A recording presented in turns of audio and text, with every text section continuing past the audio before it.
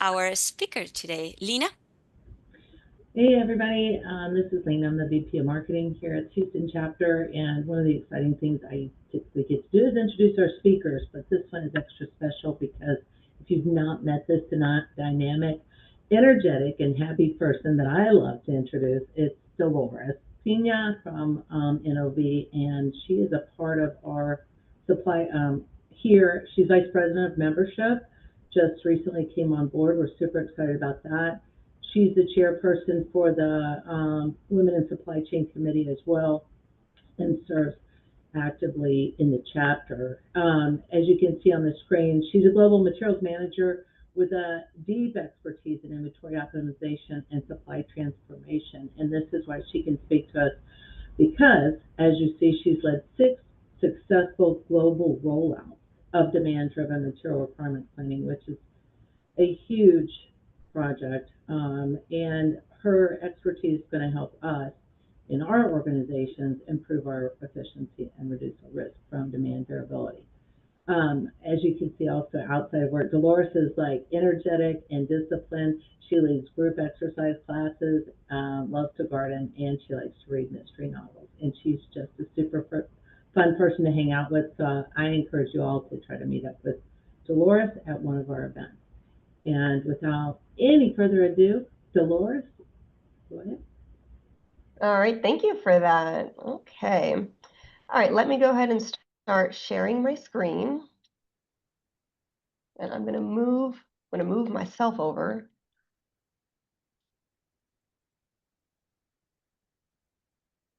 And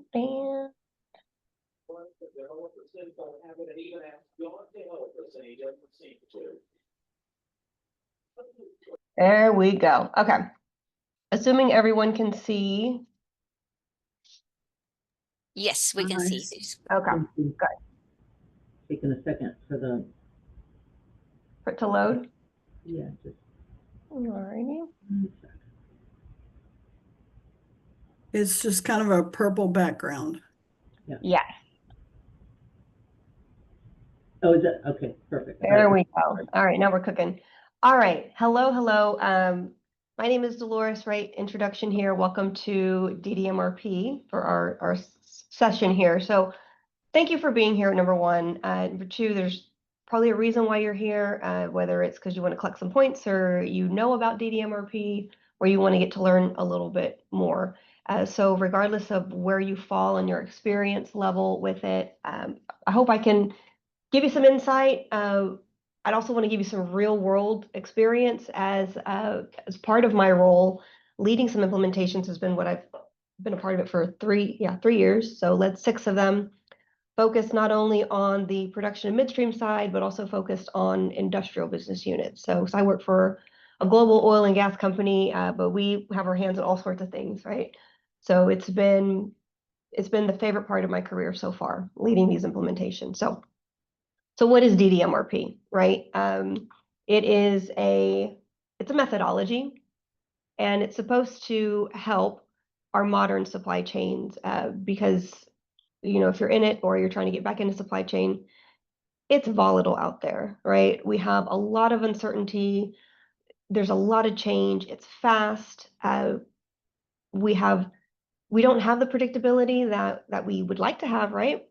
And so sometimes it's hard to identify things that are clear, like what is the cause and the effect? Like what problems do we have, right?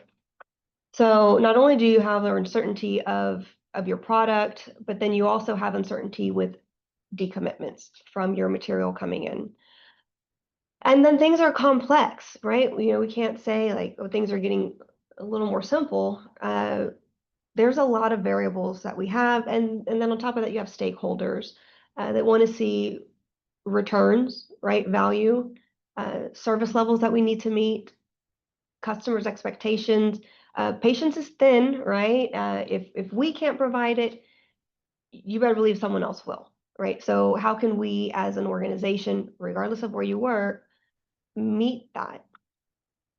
Then there's also some unclear meanings or just things that are unknown that will just slide right in just to add a little bit more spice to the chaos. So the thing is, these type of volatile conditions, this is what DDMRP is designed for. That's what it's supposed to handle.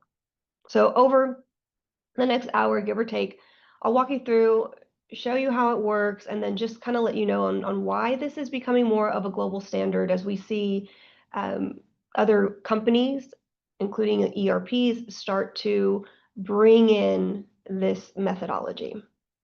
So let me make sure I'm on to the next one. Yeah, okay. So why me as a guest speaker? Lena already did an introduction, so I feel like that's pretty good. I am in materials management. I've led some rollouts through a third-party software that implements DDMRP. So when it comes to, these are some lessons that I've learned on the integration of your ERP into a third-party software that is DDMRP driven. Talk to me. Like, let me know if you have any questions, and if I can't answer them, then I will let you know, and we'll see what we can do to get those questions answered. So it's definitely an honor to speak.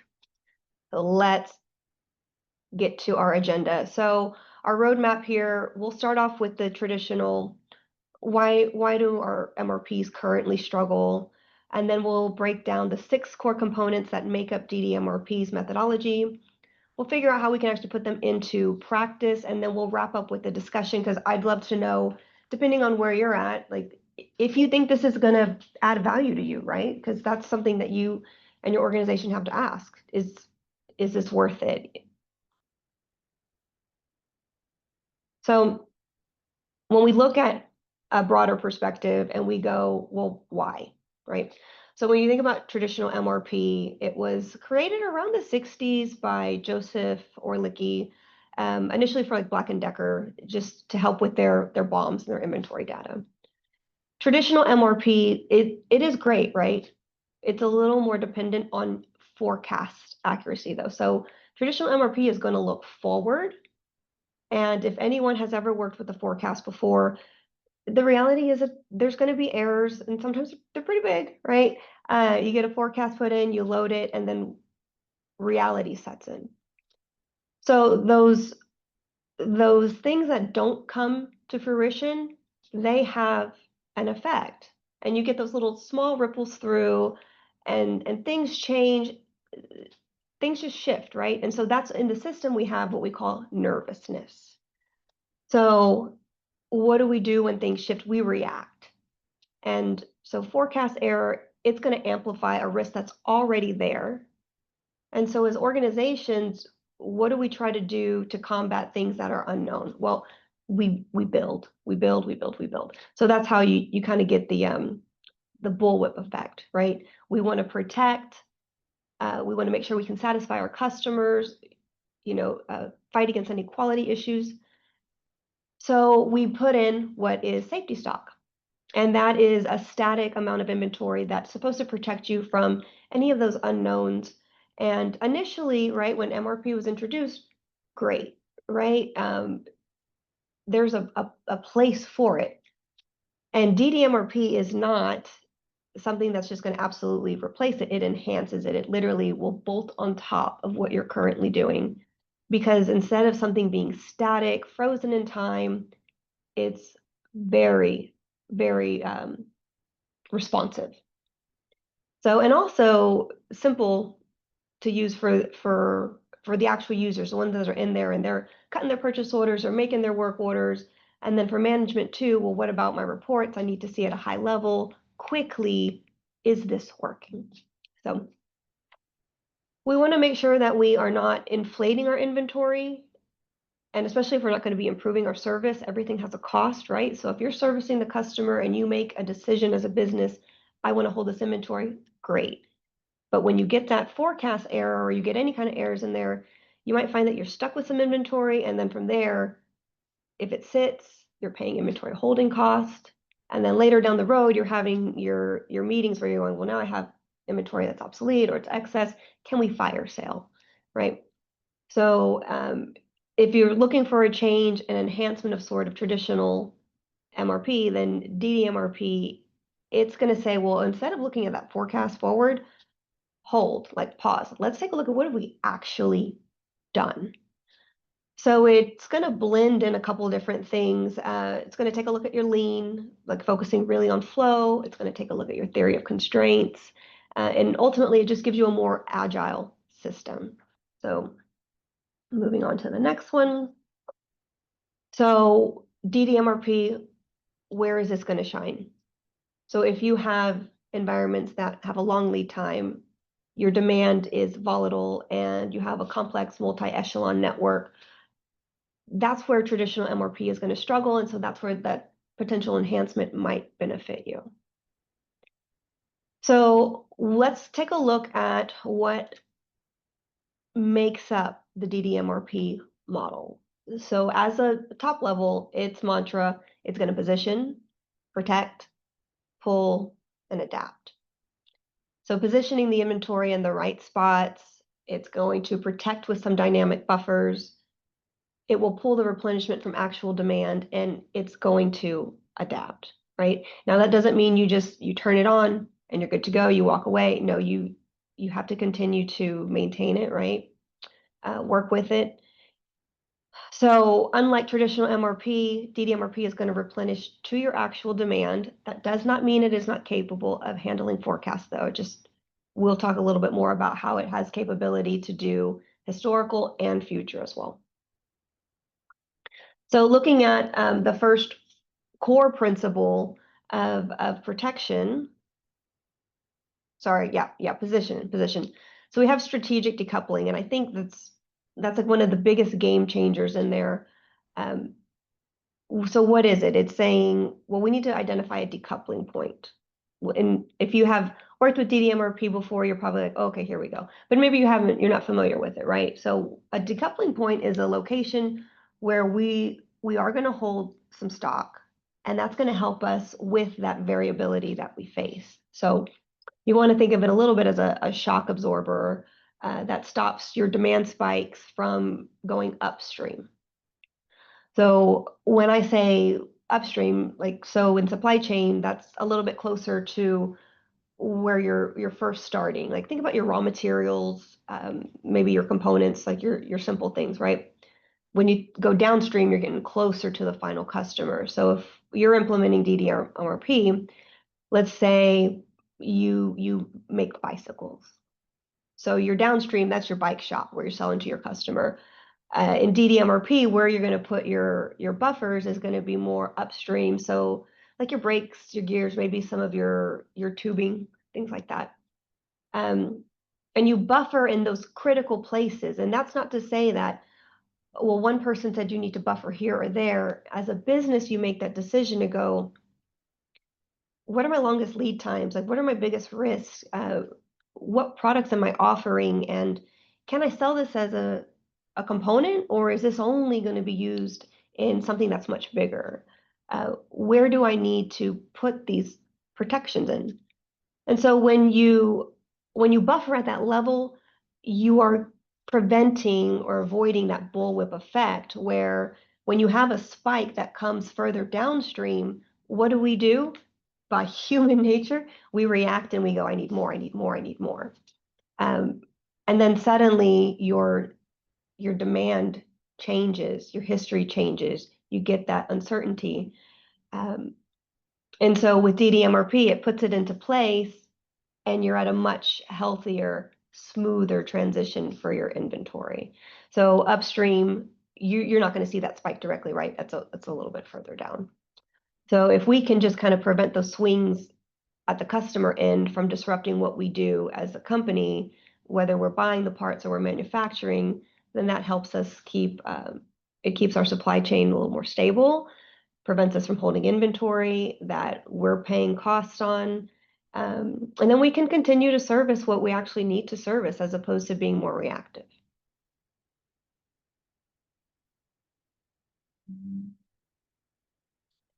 So if you do decoupling, what does that actually do? Well, in this scenario, we take a look at this, what would be like a bill of material, but you're looking at a pillow, right?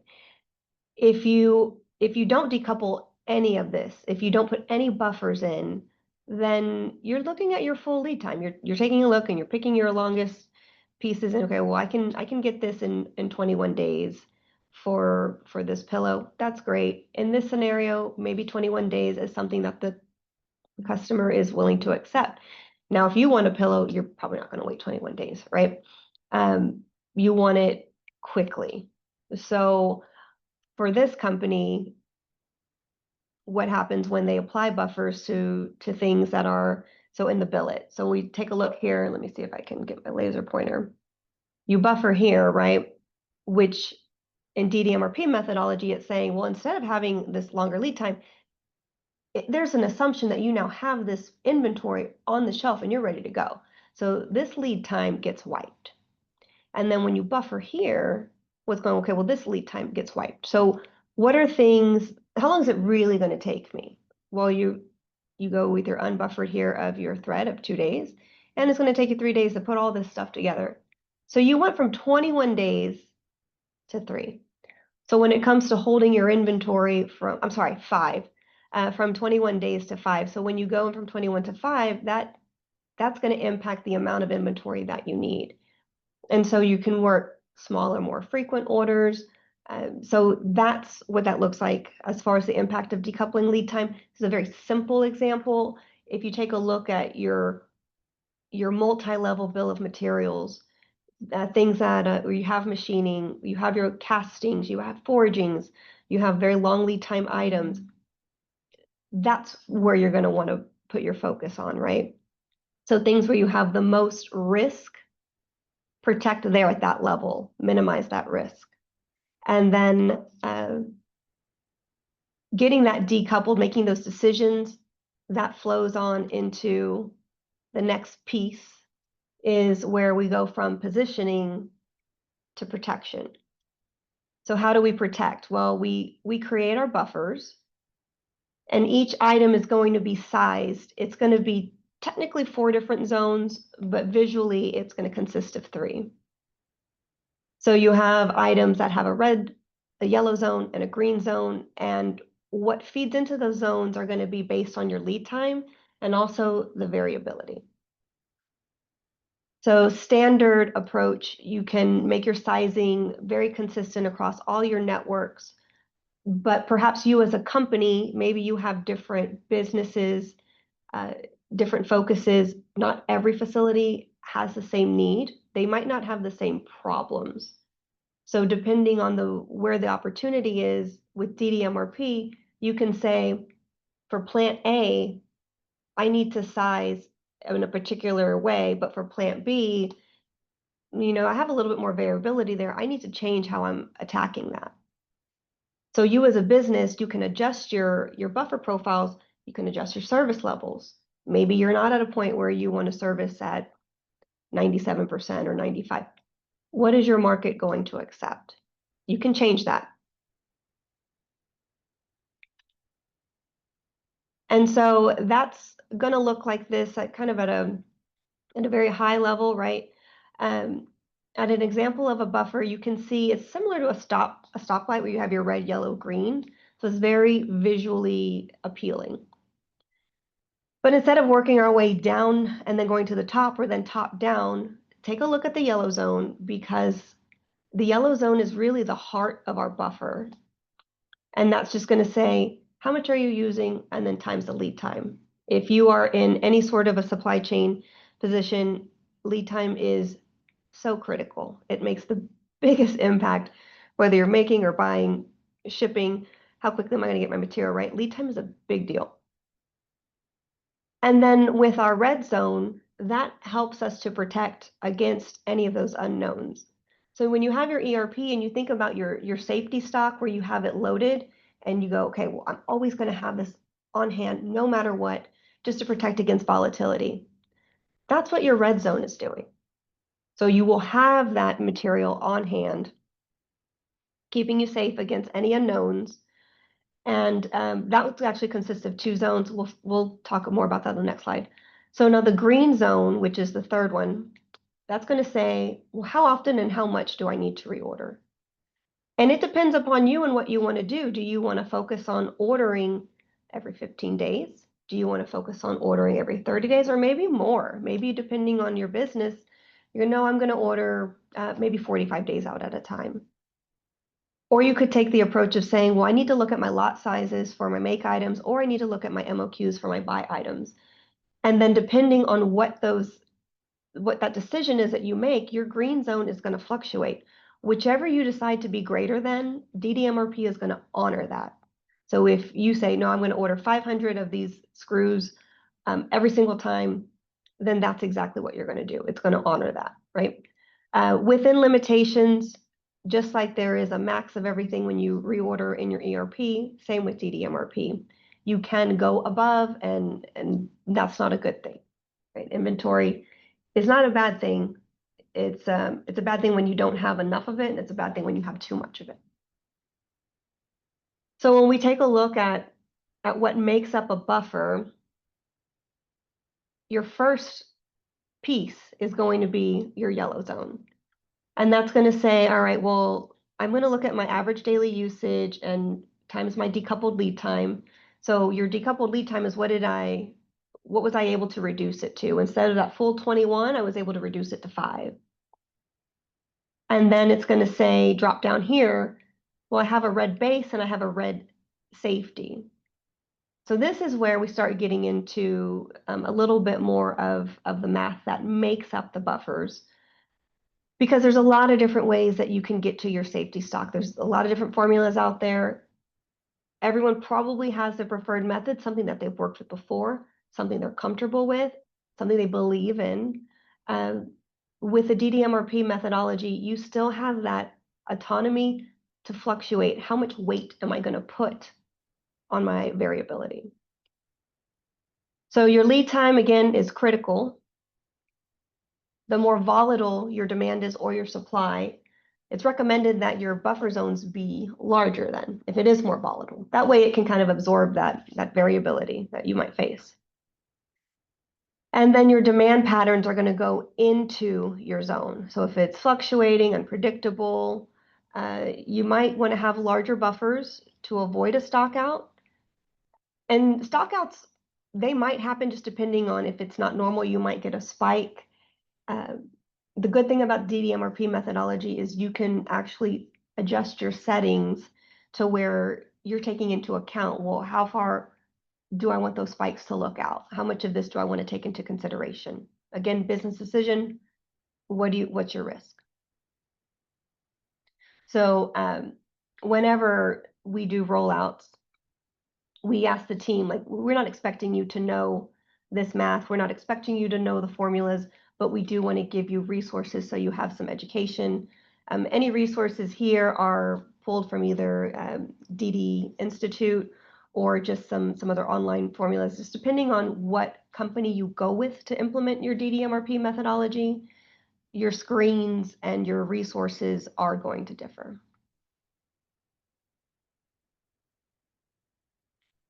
Okay, so in keeping in part of our protection, there's also dynamic adjustments, right? It is not realistic that we are going to stay slow and steady forever, right?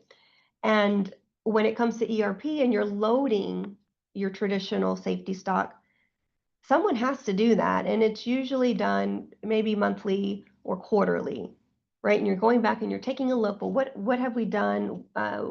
Is our lead time accurate?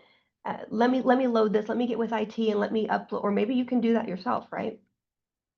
With DDMRP, it's dynamic. Every single day you come in, it's going to take a look at your buffer and it's going to fluctuate. That does not mean it's going to create nervousness though, because it's taking a look at what you're actually doing so quickly that any changes are going to be very subtle. And if you're at a point where you have something that is seasonal, maybe you're in an agricultural market, you can load things and say, I need to be ramped up by this particular season, but then make sure you ramp down. If you have a product promotion, if a customer comes and says, hey, we're out, and you know that demand is going to change from one of your largest customers, but you still need to service other customers, you can go and you can edit your historical demand to make sure that your buffers are sizing appropriately. So inventory it needs to be as aligned with reality as possible, not necessarily looking at, okay, well, what am I going to do in the future, or what have we done last forecast? So, and then another thing is, how long do you want to look back? it's up to you. Depending on your business, like what we would typically do is we'll go back a whole year. We'll go, 52 weeks. But maybe for where you're at, you might need less. Maybe you want to take a look at 26 weeks. You can adjust that again by each location. So even though the methodology is the same, you can curate it to what works for you. And then also looking at responsive sizing, it can change if you want to go, okay, well now we're taking a look at historical, but I do have something seasonal come in. Your buffer zones can flux. So it's very dynamic.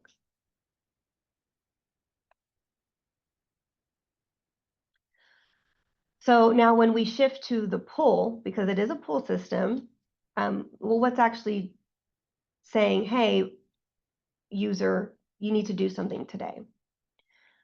So one of the things that we say, hey, this is probably the biggest ask we will have of new users when we roll out DDMRP is we're gonna have you change up a little bit. You're gonna need to now know what net flow is. So replenishment in DDMRP, it gets triggered by what we call the net flow equation.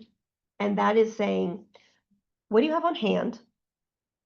What do you have on order, whether that's a purchase order or a work order? So your open supply minus your qualified demand. And the qualified demand is the piece that I think requires the most explanation and the most reminder on educating users on what consists of qualified demand. Because when you have your full ERP, most of them, they're going to look out all the way.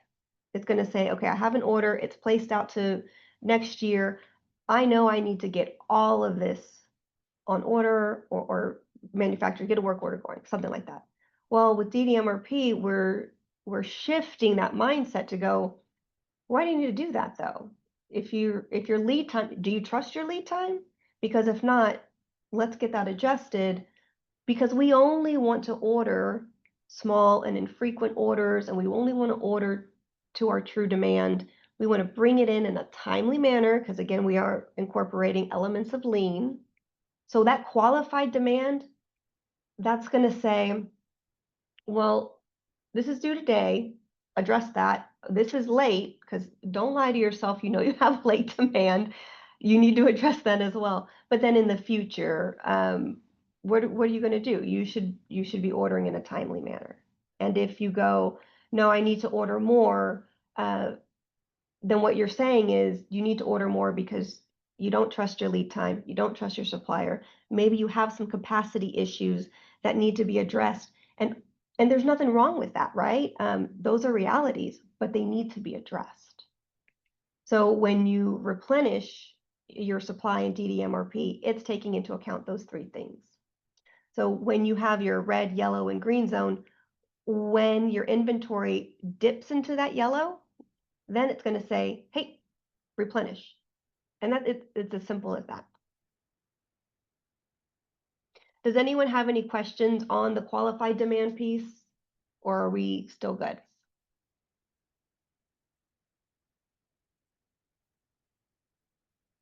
So just to confirm, qualified demand is just open sales orders.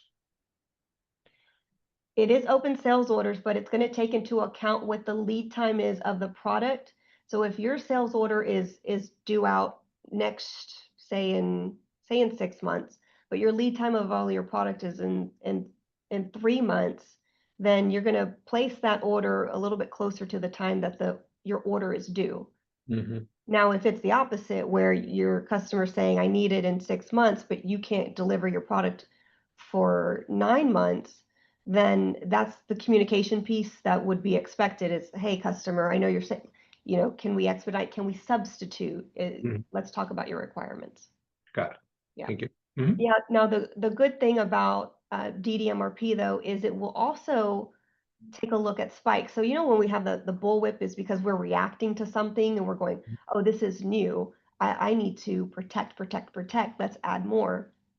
DDMRP is going to take a look at what they call a sales order spike, or I'm sorry, let's just call it a spike. It's not necessarily driven.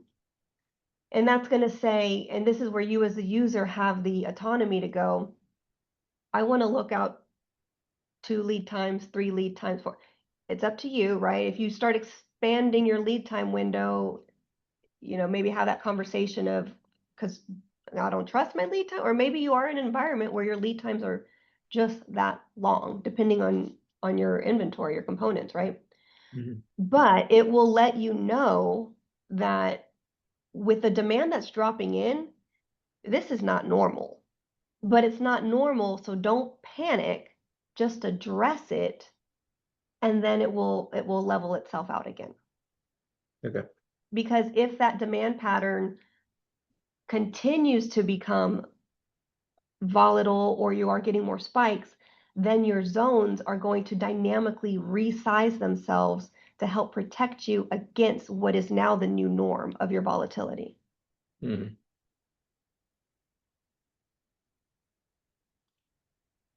Thanks. Yeah, no, thank you for the question. Mhm.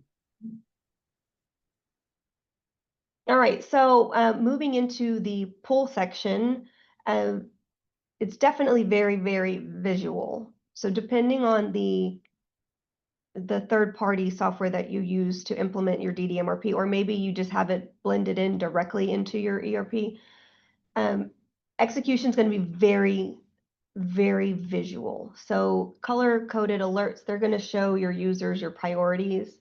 It's going to give your planners and your buyers in the operations team a very quick summary when they log in, as opposed to, I have these reports, I have these Excel files, I have all this that I need to filter and refine. It's a quick red, yellow, green as far as what you need to plan. And then once that order recommendation has been processed, then from there, your users can say, all right, well, now I need to address things that I've already done that need to be refined. And so those are things of anything that's open supply, where maybe there's a decommit that the supplier has communicated with you. You might have a quality issue, and so, I need to order something new, right? Or, get an NCR going. So DDMRP is going to give you those recommendations saying, plan first. And once you have planned all of your open supply, then from there, take a look at what you've already actioned, because there's a couple of things that might be in a misalignment. And so they have those 2 categories that are going to come through: your buffer status alert, and then your material synchronization alert, which is going to say, you need to pull this in to get an alignment with your supply and your demand. And it's to the point where it's also color coded, so your users can go, I need to focus on what's most critical, which helps with cutting down on emails or people coming into your desk and being like, hey, I need this stat. That, like, it's there, it's in front of your face, so that way the users can just go, all right, I've actioned things that I need to touch today. So hopefully that will help with your customer service levels, making sure that you're committed, to your customers on the dates, and then just keeping the integrity of your buffers, right? Work your messages, but keep them relevant, right?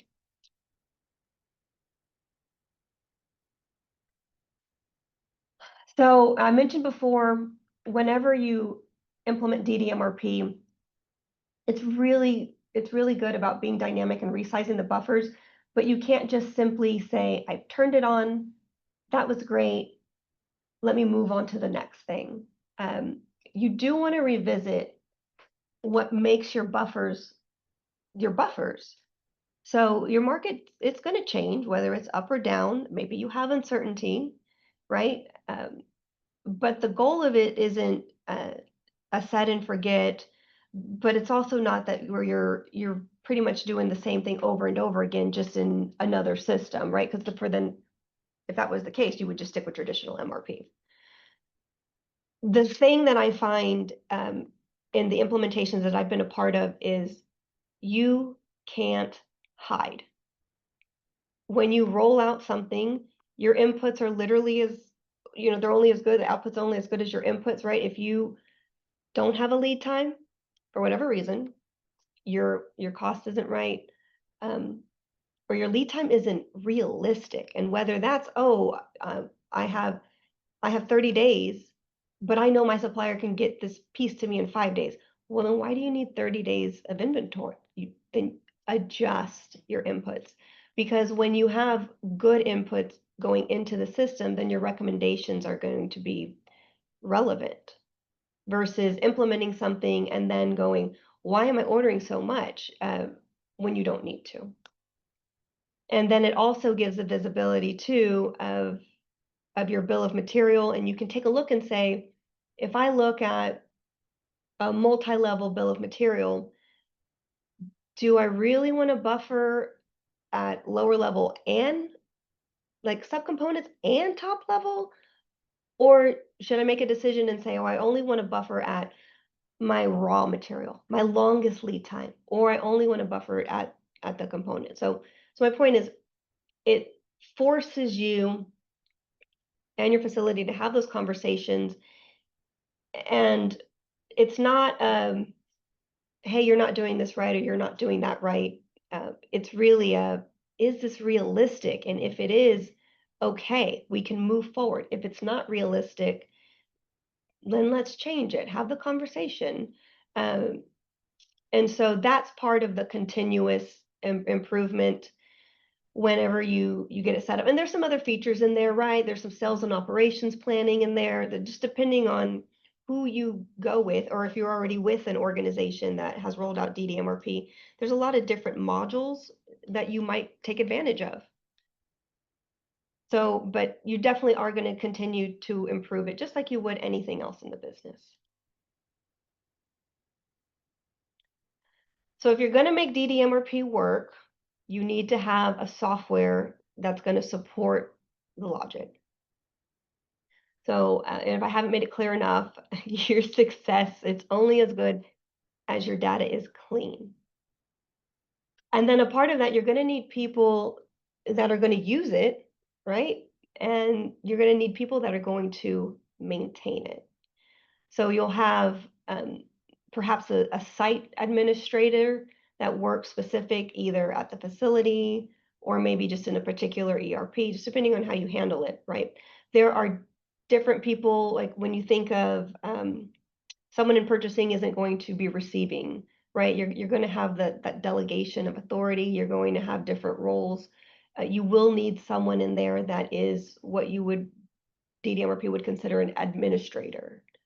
So someone that's checking out the different settings that you have that might be uniform. You might have global settings, or you might have something that is specific to your facility. Someone is going to have to maintain that. And then that also helps out with building reports, presenting to leadership, and then also presenting to the users too. So again, DDMRP, think of it more as bolting onto your ERP, not replacing at all. So that way you just get more dynamic reorder points. Some other things that you can measure when it comes to DDMRP is you can take a look at your service level, and maybe you apply different service levels to different products. So you might have what you would consider like an ABC classification, not so much on the component level, but maybe at a product level line. Maybe you want higher service levels because your demands from your organization is, hey, I need these turns to be at a particular minimum at least, right? And so from there, you can measure, just like anything, you can measure anything, KPIs, maybe take advantage of some Power BI reports, however you want to measure. Can't share any KPIs with me because, guys, I want to keep my job. So you'll just have to take a look at your own DDMRP system and see what you have, or connect with DD Institute and see what they have as options. There are some key partners, which I think, yeah, on the implementation and practice, the companies on the right, those are softwares that are compliant with the DDMRP methodology.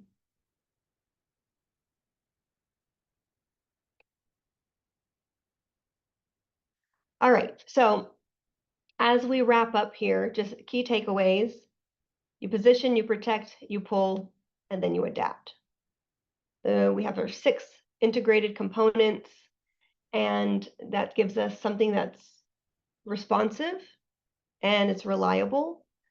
but you also still continue with your review, right? This is not, one of the concerns that I had from a user is that, well, if we're automating this really, then, you know, what happens to me? What happens to you is someone has to do it, right?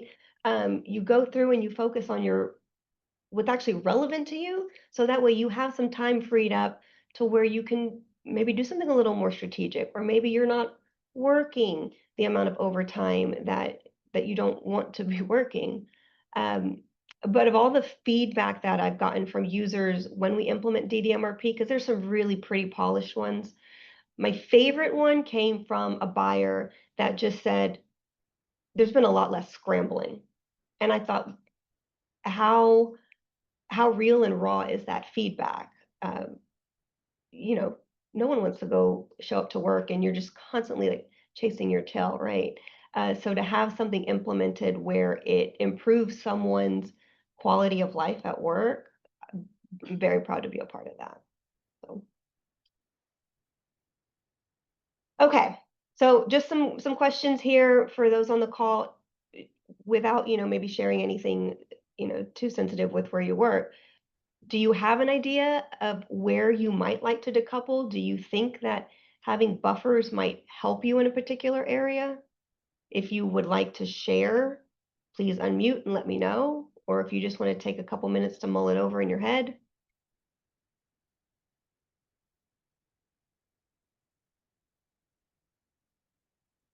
Or maybe it's, what buy-in do you need in order to go, okay, I think this might benefit me? Or it might be, what buy-in do you need from your organization? If you're implementing DDMRP right now, what's that look like for you?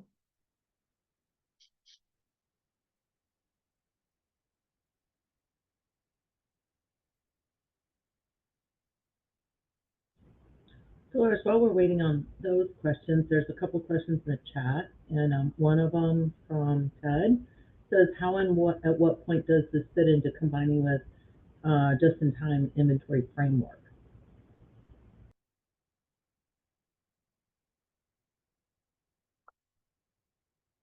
So when it comes to just in time, right, you just want you want everything to land at the right moment, right? You don't want to have too much time, right? Waiting, like too much inventory. So when it comes to the decoupled lead time and the ordering, when parts drop into that yellow zone, that's because DDMRP is looking and saying, historically, this is how many you're using and this is your lead time. So don't order it until this period. So then you can get the product or the component, whatever it is, in just in time to fulfill your work order or your actual demand. So it does not want you to bring in any inventory that's going to sit there. Now you will have your red zone, right? That's your safety factor there. But when it comes to the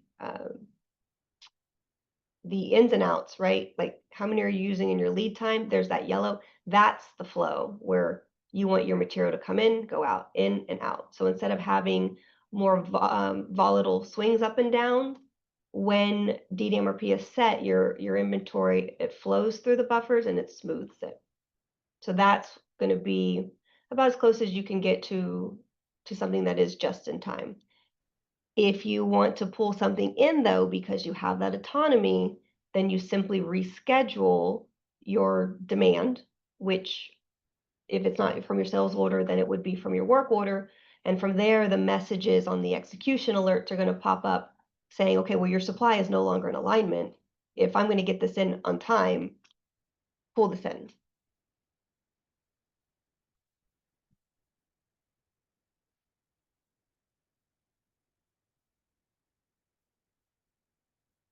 Yep, absolutely. Yep, I see on working capital. Yep. So working capital is huge for any organization here. A big piece that makes up working capital is your inventory, right? Your accounts receivable, your accounts payable, your inventory, all that there. And again, inventory is not a bad thing. Stockouts are a bad thing. Too much inventory is horrible. It's disgusting. So with DDMRP, the whole point is you want the flow of information and materials to do just that, to literally flow. Alrighty, so with all the information there, there's actually 2 slides when it comes for references and recommendations. So the majority of the information has been sourced from Demand Driven Institute's main website. That is the primary source that you want to get your methodology from. There's some recommended readings that they have, and there's some kind of questions there on, well, why are we recommending this book? So there's some answers here on the slide. And then in addition, with some of the graphs that were shared in the deck, there's some more resources or references there. And I have no issue sharing this deck out with people, so that way you can go to the hyperlinks, and then maybe you want to follow Demand Driven Institute on LinkedIn. Maybe you want to grab a couple of the books and then just revisit some of the slides there, because you can't fit all of the graphs in there at once. Thank you, Joanne. I appreciate it. What is the link to the software companies that have DDMRP available? Oh, yeah. I can have that. I can share the slide, and let me pull that up just so if you want to get a screenshot of that, I definitely don't mind. Where did it go? There you go. But yeah, no issues with me sharing the slide deck.